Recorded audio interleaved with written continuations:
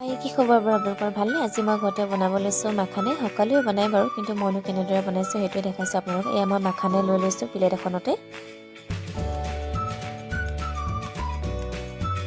এতিয়া মই গেছতে কেৰাহীখন পতাৰ পাছতে বেচন অকণমান ভাজি লৈছোঁ।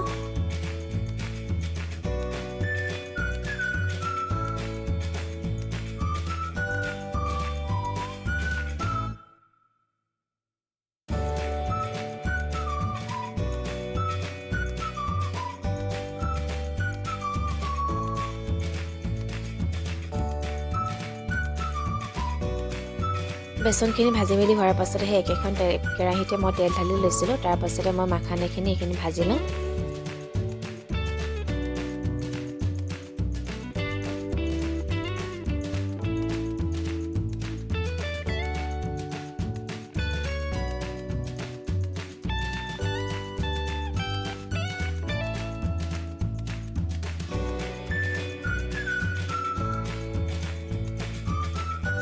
এইখিনি অকণমান ৰঙচুৱা হোৱাৰ পাছতে এইখিনি কাঢ়ি লৈছোঁ। সেই একেখিনি তেলতে মই জিৰা অকণমান দি লৈছোঁ।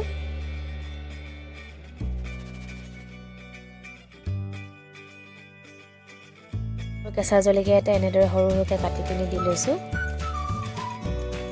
আৰু নহৰু আদা মই খুন্দোতে খুন্দি লৈছিলোঁ, সেইখিনিও দি লৈছোঁ।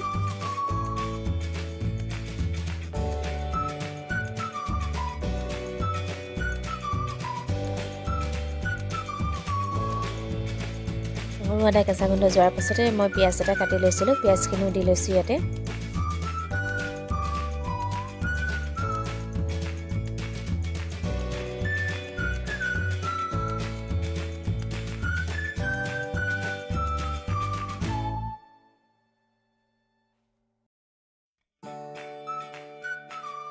পিঁয়াজখিনি অকণমান ৰঙচুৱা হোৱাৰ পাছতে মই বিলাহী এটা কাটি লৈছিলোঁ, বিলাহীখিনিও এতিয়া দি লৈছোঁ।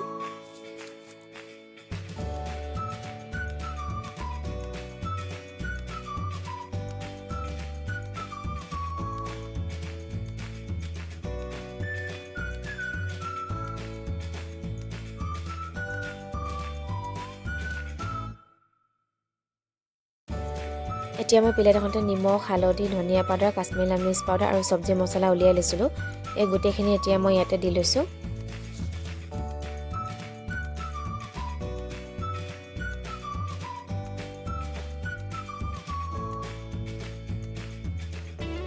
বিলাহীখিনি গলিবৰ বাবে মই পানী অকণমান দি লৈছিলোঁ।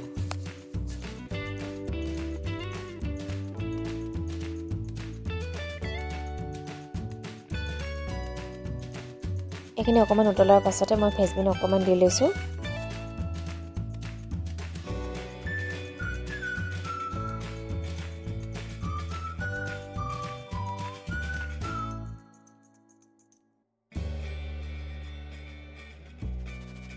এতিয়া ইয়াত আৰু অকণমান পানী দি লৈছোঁ।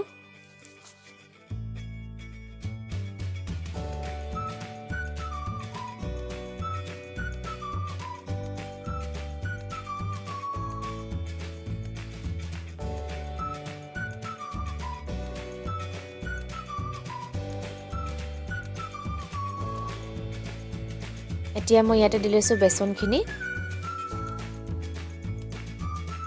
বেচনখিনি দিয়াৰ পাছতে মই হেতাৰে এইখিনি ভালদৰে মিহলাই ল'ম।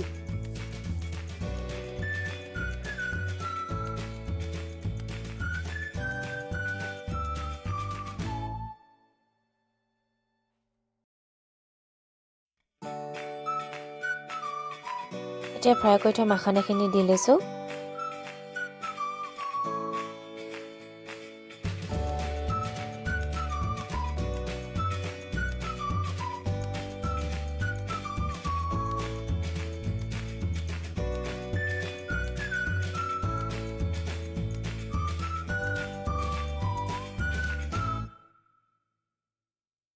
এইখিনি অলপ উতলা হোৱাৰ পাছতে মই ইয়াত দি লৈছোঁ গৰম মছলা অকণমান। গৰম মছলাখিনি দিয়াৰ পাছত আৰু অকণমান এইখিনি সিজাই ল'ম।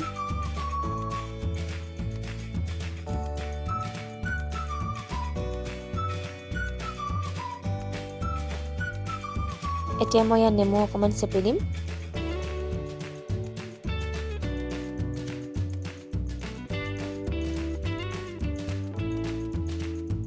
এয়া হৈ গ'ল। যদিহে ভাল পালে লাইক আৰু কমেণ্ট কৰি দিব। আজিলৈ বাবে